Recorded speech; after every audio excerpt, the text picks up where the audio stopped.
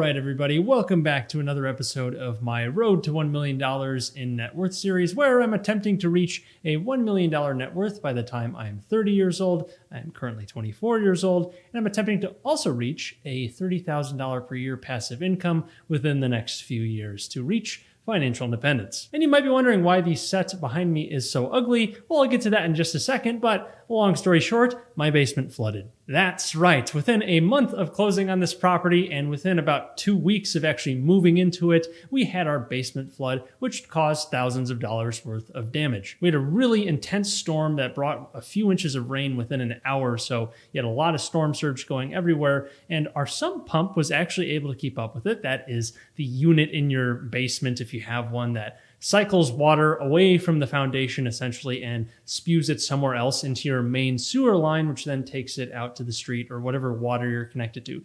Basically, the sump pump keeps the water away from the insides of your house, or at least away from the foundation of the house, so that you don't get flooding issues. And you can see this big pipe right behind me. That is actually our main sewer line. So that's where all of the water in the house goes to and then leaves the building. And then right out there is the actual outside of the building. And it leads into kind of a main walkway that then leads into the main line that all the other neighboring units also connect into, and then that goes out into the street. And I shouldn't say that the water goes out into the street, but the piping goes underneath the street into the actual city water connection. And during this storm, like I said, the sump pump was working as intended. It was pumping water out into this sewer line right here to get rid of it and get it away from the house. But what ended up happening is a pool of water formed right next to this window here. Remember, we're underground because we're in a basement. So the water table right next to this window kept rising and rising and rising to where it got to the point that it started coming in through this windowsill, and we had a bunch of water coming in through the window, gallons and gallons. It totally wrecked our entire floor. It's all ripped out right now. I'll show some pictures if I remember to do that. And I'll be doing a much more thorough breakdown on this whole remediation process dealing with insurance, because right now it's not clear whether insurance is going to cover this. Because at first I thought this was just runoff from the storm because it was super intense, which would be considered a flood for insurance purposes. It's water coming from the outside. It's not something with our sump pump or some system in the house. That would be the argument that I wouldn't be covered because I don't have flood insurance, and that is a separate coverage from backup insurance, which I do have. I didn't think I'd have any flood risk in this particular spot to where it warrant buying rather expensive flood insurance. Flood insurance is a pretty expensive thing for most areas. And we're not in a floodplain or anything like that. We're actually in the middle of a row of townhomes as well, so I really thought we wouldn't have any flood risk. But I was thinking, how did all this water get in here? It must have been just a ton of runoff all at once with a freak storm. But when I did a little bit more investigation, I went ahead and had this sewer scoped right behind me, which is where they go in with a camera and see if there's any damage or anything like that. And sure enough, we found 2 cracks in the sewer line right where all of that water pooled. So what I think happened is we had all of the water from the sump pump being rerouted to that one spot right outside of the window when it really was supposed to be going into the main line, but there was just so much water that it was all flowing through that little crack in the pipe. And sure enough, we had this big thing of pooling water that pulled up next to the window. It all came in, and then we had a ton of water damage. So now I'm at the point of arguing with my insurance company to see whether or not this is considered backup or flood. And I definitely think it's backup since it's part of the actual sewer system and it's part of the sump system. And had that crack not been there, we wouldn't have this problem. It's not as though it was a flood from the actual topsoil. It was actually coming up from the bottom from that crack. So I think we have a pretty good case, but in the event we don't, we're talking about a pretty major expense, because not only do we have to get the sewer line fixed, we also just went through a bunch of remediation, which cost about $4,000, and that was no fun. Plus, we got to put everything back together, which will cost another couple thousand to put the floorboards back down, to put the actual drywall back in, put the baseboards back in. And because it was water that made its way outside and probably through our sewer system as well, as far as I can tell, it was not exactly clean water. So we had remediation people come in and do a bunch of antimicrobial stuff, clean this whole place out, and salvage as much as they could, but trying to disinfect everything as we went, because it's not as though it was just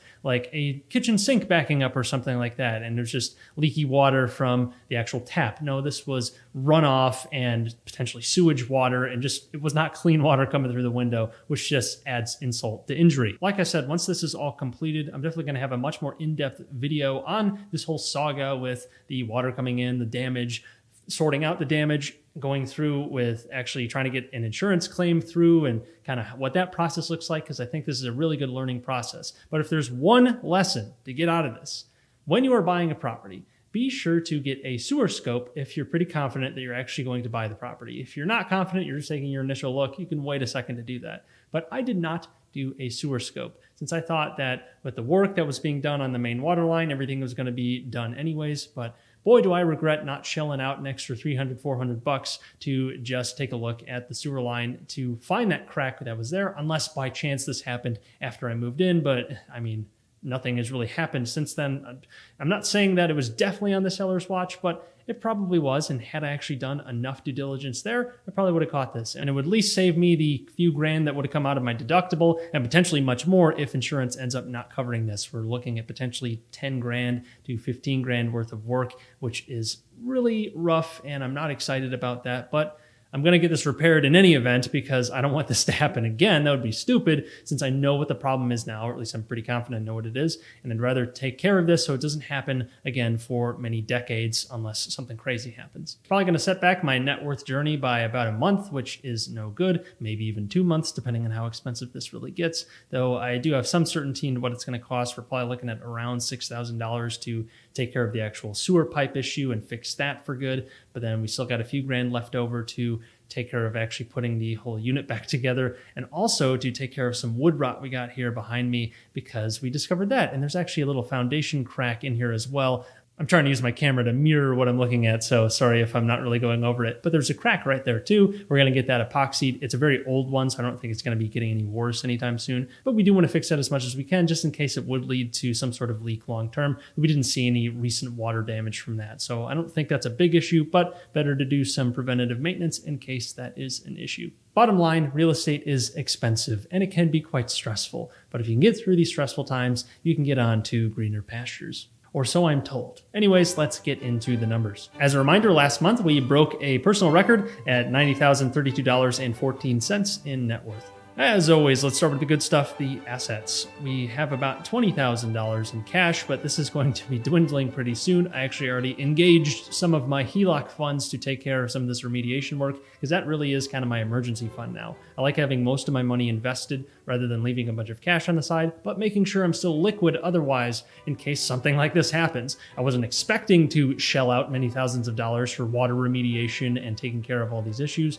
but you never know when it's going to happen. That's why you have to have some emergency funds somewhere. Anyways, we have a good amount of cash. We have our stock portfolio as well that we can leverage against. We still have some margin outstanding, which I'll get into in a bit. But having that liquidity there is important. Even though it is invested and there's plenty of extra risk associated with that, I'd rather take more risk now since I am young, I have time to make it up, and currently our expenses are quite low, so we can do that. It's not as though we have massive expenses every given month. I mean, if we were doing water remediation every single month, yeah, that's some pretty high expenses to take care of, but that is kind of a one-off event, and you have to have reserves for that. Now, I didn't have a massive reserve fund coming into this property. I had a few thousand set aside since I was already doing work on the property. We've actually restained the wood floors in the unit and they look really great right now. So I added about $5,000 to this property value since we did some nice touch-up work there. And I think it really does add quite a bit of value since the floors look really good right now. And once we get this basement fixed back up to where it was, I think the property is probably worth $295,000, and that is reflected here now, whereas it was $290,000 last month. On a similar note, we put some work into our other property, my former primary residence, which I actually just did a video about yesterday. We did some paint, we added a backsplash, just did some general freshening up in the unit to make it a little bit nicer, and we have now listed it to rent. And once that rents, I think we're going to get a boost of about $600 to $700 in cash flow, and that's assuming we hire a manager right off the bat. It's only a mile away, so I can go there whenever I need to right now, and I'm working from home most of the time anyways. I'm considering just managing myself for a couple months maybe while I look for a manager. I don't really have one lined up exactly for Chicago, but I am factoring it into my numbers. I can definitely afford a manager. It still has pretty decent numbers from there. But when running the numbers, I always assume that I'll have a manager on the property, and long term, I definitely am going to have a manager on it. But for now, while I'm kind of just getting the unit ready to rent, setting everything up, I wouldn't mind managing it for a couple months while I look for a really good manager, make sure I get a really good match. We also replaced the garbage disposal in the unit, and while that's not really going to add value, it was another expense, but that's why we have reserves for that property as well. So having done those cosmetic upgrades, I added about $2,000 to the actual value of our now Chicago rental property 1, my former primary residence, and my former YouTube set as well, which is bittersweet to lose that sacred set, but I'll take the extra cash flow for it. Otherwise, not much changed on the asset front because all that money was pretty much going into real estate, whether it be for emergency repairs or for planned repairs and cosmetic upgrades to the actual properties. I'm definitely itching to do another real estate deal or buy a lot more stocks, but I really just need to get my feet under me right now, take care of these repairs, and also I've got a lot going on for work right now. We're trying to close a very massive transaction, and that's a lot of hours to put in and actually focus on that. So I just want to make sure I do everything right on the career front first before I go out trying to do a real estate flip while also dealing with this water remediation issue and all these stressful things. The last 2 weeks have definitely put my time management to a test. Anyways, that leaves us with $711,547.50 in assets. And now onto liabilities. Like I said, we did pull a little bit more from our HELOC to cover some of the expenses related to the water remediation and some of those issues. I went ahead and threw the initial deposit for the remediation services on there, as well as the sewer scope, so that's been paid. I also put the disposal just today on there, but I fully intend to pay that and the margin loans that I still have outstanding as quickly as possible to get those back down to about where they were. Margin was at 0 and the HELOC was around $60,000. I'm just going to continue to pay down both of those, especially the margin first, just so I have that ready to go for another deal. If another deal pops up, then I will draw from those again, but I don't want to get those too high, not only because they're variable rate interest, but it's just getting to the point where I don't want to have a ton of that variable rate debt, and especially that margin debt, which is attached to the actual value of your stocks. And if my stocks fall significantly in a given week, I don't want to trigger a margin call or anything like that. I'm definitely not super leveraged, but it's always a risk with margin, and I don't want to keep that for the long term. And incredible timing during all of these major expenses. I had a bill come in for my Chicago realtor dues, and that'll be due in a month. So I'll be paying that. That's a little bit over $1,000. So that's not particularly fun, but hey, it means I can take commissions on my own deals. In the last deal, I actually took about $4,000 in commission just for representing myself. So it is a perk that can be quite valuable even with these rather large annual expenses. I also overpaid my credit cards a little bit because I returned something, so I actually have a negative credit card balance for ending the month. So there's a little positive on the liability side. And my property taxes are coming due for my former primary residence here in Chicago, so I'll have to pay those in the coming days as well. So in total, that leaves us with $619,903.23 in liabilities, which means our net worth is now $91,644.27, which is actually an increase of about $1,600. Our debt ratio has decreased very slightly down to 87.12%. And our passive income remains at $350 per month, though by next month, I fully expect this to be up to about $900 to even $1,000 per month in passive income. Now is a good time to plug my net worth tracker spreadsheet that I have in the description below. If you want to check out all of my holdings, I actually added a new tab this time around for my tax advantaged holdings. Some of you have asked about what are in my retirement accounts, so I have a new tab just for that, for anything that's tax advantaged, my HSA, my Roth IRA, my normal IRA, my 401k. So you can see what's in there to see how I'm diversified within those and what my holdings are there, since I have a relatively concentrated portfolio outside of those, and that's where I'm getting some diversification and kind of my safety net of sorts on the long term with my retirement accounts. So like I said, that's down in the description if you want to check out all of my holdings, whether they be taxable or tax advantaged, including my real estate holdings. I have it all broken down there. Definitely check that out if you are at all interested. So what is next? Well, I'm definitely going to be spending quite a bit more money next month, and that might be insurance's money. It might be my money. I'm assuming it's going to be my money.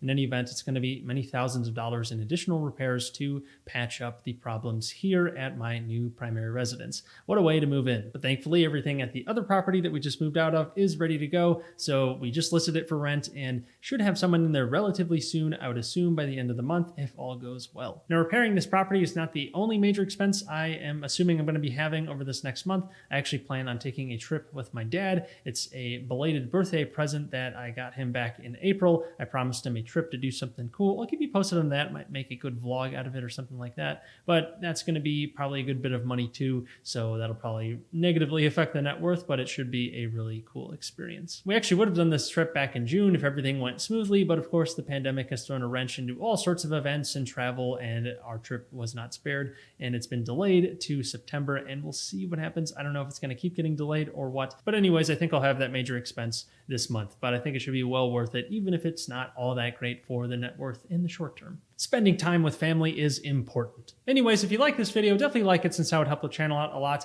And if you want to see more episodes of this series, I put out a new episode every single month on the first of the month, tracking my progress or lack thereof in trying to reach a $1 million net worth and a $30,000 per year passive income. Anyways, if you like this video, please like it since that would help the channel out a lot. And if you like this series and want to see more episodes of it, I put out a new episode on the first of every single month, so definitely subscribe so you don't miss those. I will document my progress or lack thereof as I attempt to reach that $1 million in net worth goal and a $30,000 per year passive income. I also put out new videos every single week as they have to do with investing and personal finance, so wouldn't want you to miss out on those either. And so I can pay for some of this water remediation. Definitely check out the free stuff and the affiliate links in the description below because that would also help out the channel a lot. But until next time, take care.